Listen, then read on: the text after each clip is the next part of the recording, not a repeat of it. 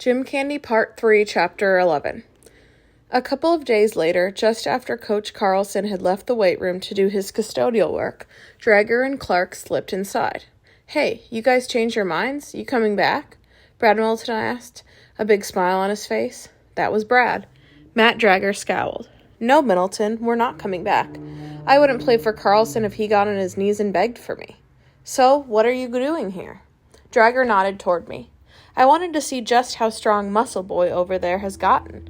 Taking protein powders and lifting weights every day. I figure he must be a mountain man by now." With that, Drager strode over to where Drew was doing bench presses. "How much weight you got on that barbell?" 120, Drew said. Drager snorted. 120. Put on 180. Then he turned to me. "That's the weight NFL teams use to see how strong a guy is. Can you press it, or do you need to drink some barf powder first?" "I can press it," I said. "Oh, so let's see you do it." With Drager and Clark and the rest of the guys watching, I slid onto the bench. Middleton eased the barbell into my hands. I got a good grip and pushed it straight up. Once, twice, 3 times. I could feel my face turning red, feel the veins on my forehead and neck filling my blood. My arms were wobbling, but I pushed it up a 4th time, a 5th. I might have made one more, but Middleton snatched the weight away from me. Drager clapped real slow as I stood, and then he stripped his shirt off. "My turn," he said, settling onto the bench. Again, Middleton spotted him. Now the entire team was crowded around. He was older than I was, and he was strong, but he hadn't been in the weight room once that winter. I expected he might match me or even beat me by a couple of reps, but he pumped 180 pounds the way I pumped 180. He did 5 reps in about 5 seconds. He flew right through 10. He slowed a little at 15, but when he stopped at 20, everyone knew he had more in him. Middleton took the barbell from Drager, who stood and then wheeled on me, pointing his finger. "Still think you'd beat me out?" he said, coming toward me so we stood nose to nose. "What's the matter, you little puke? Got nothing to say?" I should have gone for his gut. If I'd hit him in the gut, he'd have lurched forward and I could have followed with a fist to his face, and then maybe I'd have had him. But I went for his head because I wanted to hit him so hard he'd go down and stay down. He might have, too, had I connected. But he ducked out of the way and my punch barely grazed his ear. A second later, Clark grabbed me from behind, pinning my arms against my sides. Then Drager drove his fist into my stomach. The punches came fast and hard like pistons. After what was probably 10 seconds but felt like 10 minutes, Clark released me. I slid to my knees, both arms covering my gut. Clark kicked me, and when I rolled to my side, Drager spit in my face. "See you around, Muscle Boy," he said, and the 2 of them walked out.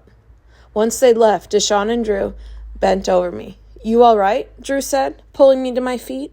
I was almost standing when my knees buckled, but I didn't let myself fall back down. Once I was all the way up, I pushed Drew away. "I'm okay." "You're not okay," Deshaun said, and he took my elbow. I shook free. "I'm okay," I choked out. "Just leave me alone." Somehow I made it into the bathroom, staggered to a stall, stepped in, and slid the steel bar into place, locking it. Then I went down on my knees, this time to throw up. I knew Deshaun and Drew were just outside the door. "Go away," I gasped between retches. "Go away." They stood, their footsteps echoing on the tile floor. I could have stayed in that toilet stall for an hour, but they were waiting for me, Deshaun and Drew and the rest of them. I forced myself to stand. I forced myself out of the stall. I forced myself to wash up, even though my ribs ached each time I raised my hand to my face. When I returned to the weight room, the other guys stopped what they were doing and looked over, but nobody spoke. I walked to the corner where the dumbbells were, picked up the 12-pounders, and made myself do some curls. That burned. Every couple of minutes, I'd catch somebody looking over at me. Each time, the guy would quickly look away. They were my teammates, and they'd stood there and let Drager and Clark beat me. 2 against 1, and no one had done a thing. After a while, the first guy left. Then another guy and 2 more, and then I zipped up my duffel and headed for the door. I wanted to get into my Jeep and drive off, but Drew hustled to catch up. "I'm sorry, Mick," he said. "I know I should have done something, but it happened so fast. I thought it was going to be a fair fight, you against Drager. What Clark did was gutless, but I didn't see it coming. Nobody did. And when it happened, I froze. And just when I was going to jump in, that's when Clark let you go. It happened too fast." I looked up at the sky. The wind was pushing black clouds toward us, and that fit, because there was a black cloud over our friendship, and words weren't going to make it go away. "I'm not blaming you, Drew," I finally managed, "but I'm blaming me." "Well, don't." We'd reached the Wrangler. "If anything like this happens again," Drew said, "I'll be ready. I won't stand and watch." "Forget about it," I said. "That's the best thing." I started the Jeep up, managed a small wave, and drove home. My ribs were so sore I didn't return to school for 2 days. My gut was an ugly yellow-purple from the bruising, and I had trouble eating. I could have stayed home a third day, but by then my mother was suspicious. "A 24-hour flu does not last 72 hours, she said. "If you don't feel well enough to go to school tomorrow, you're going to the doctor's." As I started up the stairs leading to the main entrance of the school, I heard a voice call out, "Mick, wait!" I turned. It was Kaylee Sullivan. I'd known Kaylee since middle school, and when we'd done a science project on landforms together. Known her and liked her. She is tall, with brown hair and brown eyes. She's also an athlete, a sprinter and a volleyball player. All year I'd seen her around Shoshone High and said hello every time. And every time she smiled and said hello back. But we didn't have any classes together, so that was as far as it went.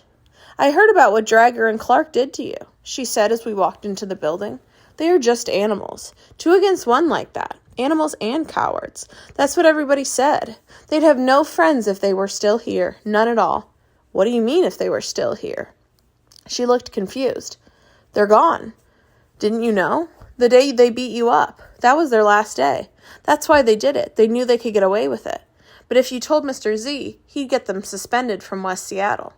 I shook my head. "I'm not telling anybody." "I had a feeling you'd say that." I looked at her. "Do you think that's wrong?" "No, I guess not." She paused. "Well, I've got to go to math now. See you around." Kaylee wasn't the only person who approached me that day. So did her friends Natalie Vick and Heather Lee. So did Russ Diver, a fat guy in my first period class who I'd known since first grade. And so did a kid with green spiky hair who I didn't know at all. It was as if every single person in the school had heard every detail. They were all trying to be nice. They were saying that it was 2 against 1 wasn't fair. But I didn't want pity. For the rest of the week, I went straight from one class to the next, keeping my head down in the hallways. I ate lunch by myself on the steps leading down to the tennis courts. And when the school day ended, I walked straight to the parking lot, hopped in my Jeep, and drove home. Skipping weight training. That weekend, my dad had me turn over the soil in a spot behind the shed where my mother grew vegetables. The earth was wet from all the rain, and my arms ached from the work. As I shoveled dirt, my muscles burning, I kept picturing Dragger, on his back, bench pressing 180 pounds like it was nothing. Then I saw myself, straining every muscle, but only managing a fraction of what he'd done. It would have been okay if Dragger had been a little stronger than I was, but that would have made sense, even. He was older and outweighed me by 15 pounds. But Dragger was a lot stronger, and I knew there were other running backs on other teams, guys born naturally strong like Dragger, but who also worked the weights every day. Dragger didn't put in the work, so I could see myself catching up to him. It would take time, but I'd do it. But how could I catch up to guys who were just naturally stronger than I was, who didn't dog it? Monday, I went back to eating lunch with Drew and Deshawn, but nothing felt right. One of them would say something and I'd laugh too hard, and then I'd say something and they'd laugh too hard. After school, I returned to the weight room. Guys nodded to me, said, "Good to see you," but basically they left me alone. On Tuesday, Nolan Brown came over while I was doing squats. "What those guys did sucked, and Dragger is no friend of mine," he said, and then he returned to his station. That week, I hit the wall. Bench press, squats, curls, you name it, and I was stuck. I looked at the clipboard where I kept track of my personal bests, and I saw that if anything, I was slipping back. In the hall the next day, I asked Carlson what I should do. He shrugged. "Everybody hits a dead spot. Keep working and you'll get past it." For the next few weeks, I worked and worked, but nothing changed. Around me, the guys were laughing, having a good time. I pretended I was too. I pretended that the whole thing with Dragger was over and forgotten. But I kept picturing Dragger grinning at me, mocking me. One Friday night, after my 3rd straight miserable week in the weight room, I was up in my bedroom listening to music, my mind working like crazy. I had an alarm set to remind me to drink my final protein shake. It started beeping, and I automatically got up, stepped into my bathroom, and reached for the protein powder. Then I stopped. I looked at that stuff, and I hated it. I thought of the work I was doing to pay for it, the painting, the pruning, the cleaning. I might as well go back to eating Snickers bars and drinking Coke, because if I wasn't getting stronger, then all the sacrifices made no sense. My dream of being a big-time football player, it was just that, a dream. Mick, my dad called up from the stairwell, do you know where the bucket is? I think it's in the yard, I called down. See if you can find it. Your mom's looking for it. I went downstairs, out the back door, and started across the yard toward the shed. The full moon was shining down. I didn't see the bucket, but in the middle of the lawn I spotted an old football. Without thinking, I picked it up and tucked it tight against my chest. I took a couple of steps as if I were playing, and somehow I wasn't in my backyard in the moonlight anymore. Instead, I was in a big-time game under the lights, and tacklers were fighting through blocks trying to get at me. Everything was confused, clustered, and closed. I had no chance, none. I was going down. But then I made a quick move and found some space and then made a second move.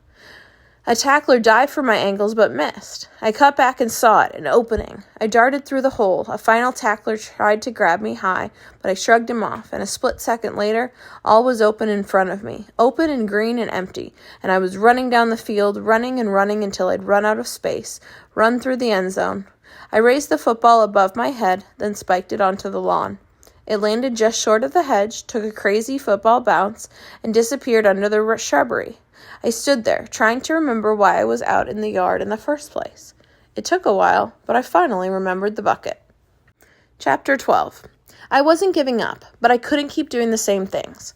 I'd worked as hard as anybody in the weight room. Still, I wasn't big enough or strong enough to go one-on-one with the linebacker in the red zone. To get bigger and stronger, I had to go back to Popeyes. Sunday, while my mom was at her new church, I asked my dad if he could still get me a membership. I thought you hated Popeyes, he said. You were right about the weight room at school. I'm not making much progress, and I don't think our coach knows much about weight training. It's all 3 sets of 10 and that sort of thing. Yeah, that's how the old guys did it. In fact, that's how I did it. I'll call Popeyes and get you an hour a week with that trainer. What's his name? Or do you want a different guy? His name is Peter Voles, and he was fine. He knew what he's talking about. I got it in my head that he was gay. My dad snorted. Mick, gay guys are in every gym. Fact of life. You've got to take what people have to offer, whoever they are. While I washed the Jeep, he called Popeyes. I was drying it when he came outside. Tuesday, he said, 3:30 with Peter Voles. You're all set. At school on Monday morning, I took the stairwell leading down into the basement. I knew Carlson's office was somewhere down there, but I had never been in the school basement before. I wandered around a while before I saw him through an open doorway. He was seated in front of a computer, his head in his hands, deep in study. Coach, I said. He motioned to me with his hand. Come on in. This will just take a minute more. I stepped into the little office and sat down on a blue plastic chair. I can check every square foot of the school from here, he said as I sat. Lights and heat and alarm systems. I thought your job was pretty simple, I said, and then I was embarrassed, afraid I'd insulted him. I mean, it's okay, Mick. You don't have to explain. But there is one thing you should always remember. Nothing in life is simple. He went back to his computer. A minute or two later, he hit the enter key and then turned to me. So what can I do for you? I explained to him about Popeyes, how my dad could get me a free membership, and how I was going to start training there after school instead of with the team. I wanted you to know that I'll still be lifting even though you won't see me. I don't check on my players, Mick. I told you that. I know, I said, but you thought I might check on players. He smiled. That's okay. I'm glad you told me, because I'd like you to reconsider. Why? Because friendship counts for something, too. You work out with guys, you form a bond. Fourth quarter, tight game, everyone's tired. That bond matters. See what I mean? I squirmed in my chair. I'm stuck, Coach. I've been stuck for weeks. You told me I'd get through it, but I haven't. I came up short last time. I don't want to come up short next time. He leaned back in his chair but didn't speak. So, is it okay? I said. Your decision, Mick. You do what you think is best. When Carlson had mentioned friendship, I'd felt a sting. It had been a month since the run-in with Drager and Clark. Nobody had forgotten about it. Not me, not Drew, not Deshaun. We acted like friends. We ate lunch together, and most days I gave one or both of them a ride home at the end of the day. But I didn't meet up with them between classes. And at lunch and during weight training, they talked more and more with each other and less with me. I could never make up my mind how I felt about the way Drew and the rest of the teammates had acted. Sometimes I'd think about them watching while Dragger and Clark beat me up, and I'd feel betrayed. But other times I'd picture the whole thing reversed, picture those two guys pounding on Drew or Deshawn, and I'd wonder what I would have done. There was something scary crazy in Dragger's eyes, something almost everybody in the school felt. 10, maybe 15 seconds, that's how long the whole thing took. I wanted to believe I'd have jumped in right away, but would I have been any quicker? I didn't know for sure. When weight training ended on Monday, Deshawn went back to the library to use the computers. Drew and I walked out to the Jeep together. I can't give you a ride home anymore, I said, once I started it up. You losing the Jeep? Drew asked. No, it's not that. I'm not going to do my weight training at school. I'm going back to Popeyes. He flinched. Popeyes? Why? They've got great equipment, that's why. But it was so weird. It wasn't that weird. A moment passed. Is this because of Dragger? Is that why? It's got nothing to do with him, I insisted, and then I paused. Look, you're a quarterback. Nobody expects you to go busting tackles and carrying guys into the end zone. 4th and 1, and you're going to hand me the ball, and you're going to count on me to get that yard. I've got to get stronger, Drew, and I've got to do it fast. Popeyes gives me the best chance. Neither of us spoke for the rest of the ride. I pulled up in front of his house.